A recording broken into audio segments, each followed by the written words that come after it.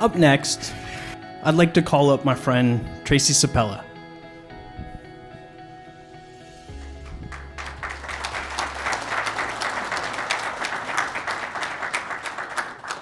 You want to keep that, or you want me to hold it to pull you off stage if I have to? I'm gonna lay it right here, in case I need it.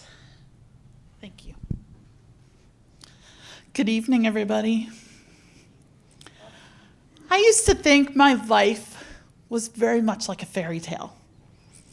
I envisioned myself as Cinderella the early years, where she had to work really hard for her keep.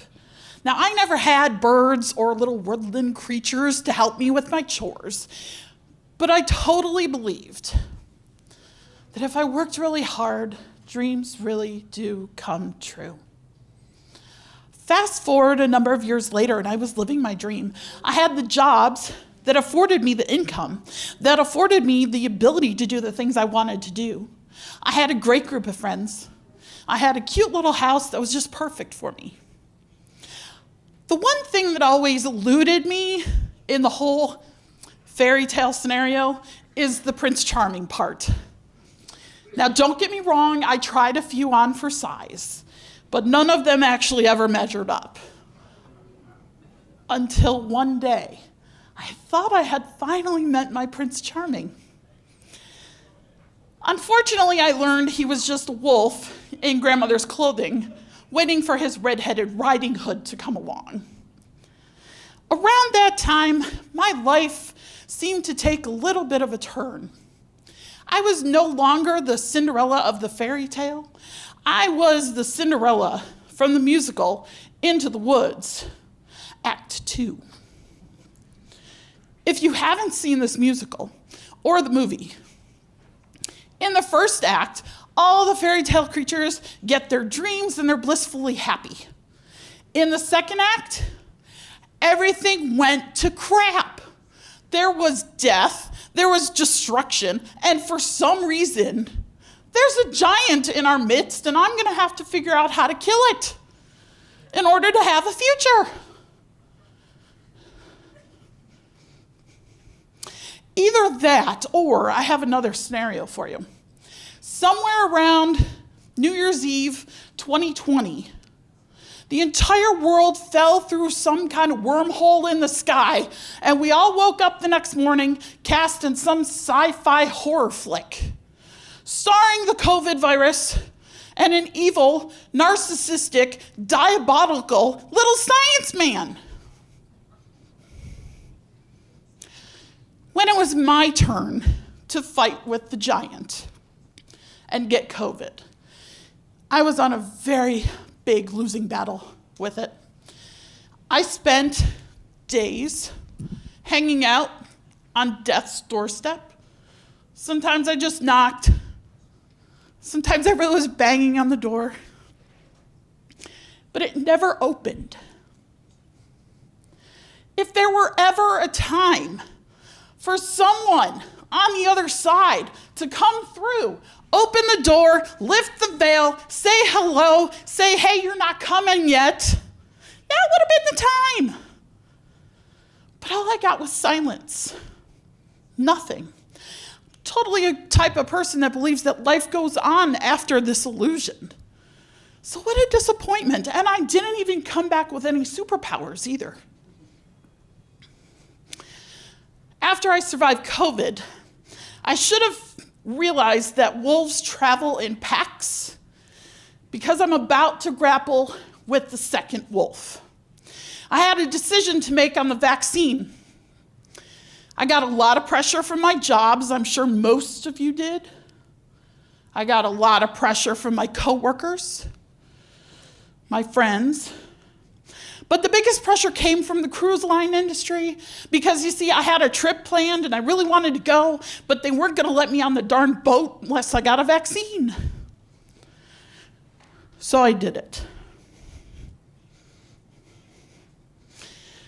On the day I got my second shot, within 10 minutes, my legs collapsed underneath me and haven't really worked very well since.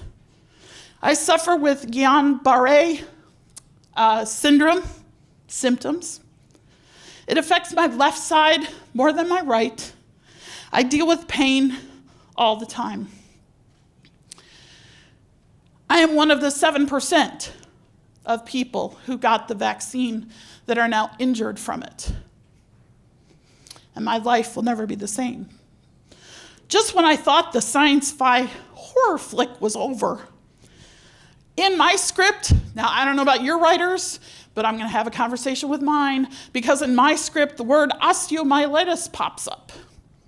This is a particular infection that was threatening my ability to keep a toe, potentially more toes, to keep my foot, potentially keep my life. Again. It is around this time that I kind of regretted calling 911 the morning I was dying from COVID. How much more can I take? So as I waited for surgery, emergency surgery on a Saturday afternoon, a cleaning woman came into the room and did her work, and then nicely asked me if she could pray for me. And I said yes, and I thanked her when she was done. 2 hours later, I was in the OR, the outcome completely unknown to me. The next day when I talked to the surgeon, he was really confused. You see, when they opened up my foot, they couldn't find any sign of the infection that an X-ray and an MRI both spotted. So where did it go?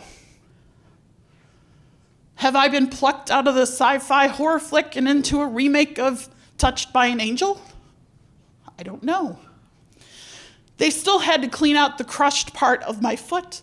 They had to take a biopsy of the rest of the bone. So I have a structural hole in my foot, and I have to wear a brace every single day. I have to cinch my foot back together in hopes that the rest of my foot doesn't collapse. So as you can see, I have had a lot of time this last year and a half or so to think about things, to ponder life, to consider my situation.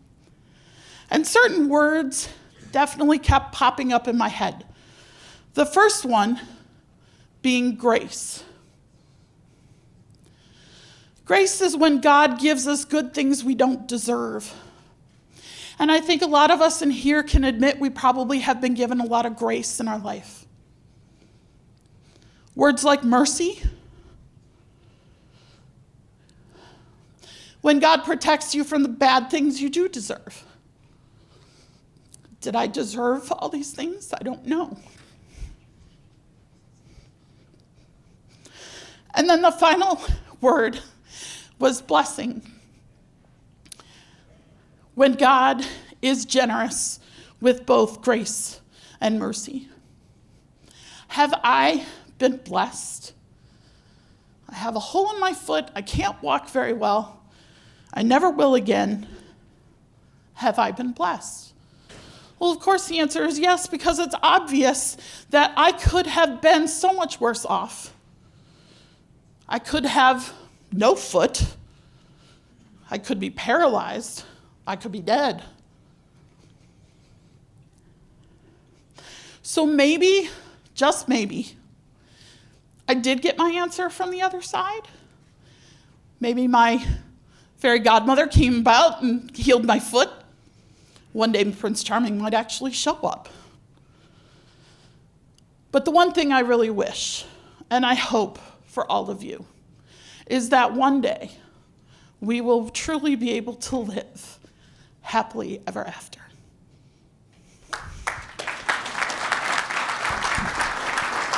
Thank you very much.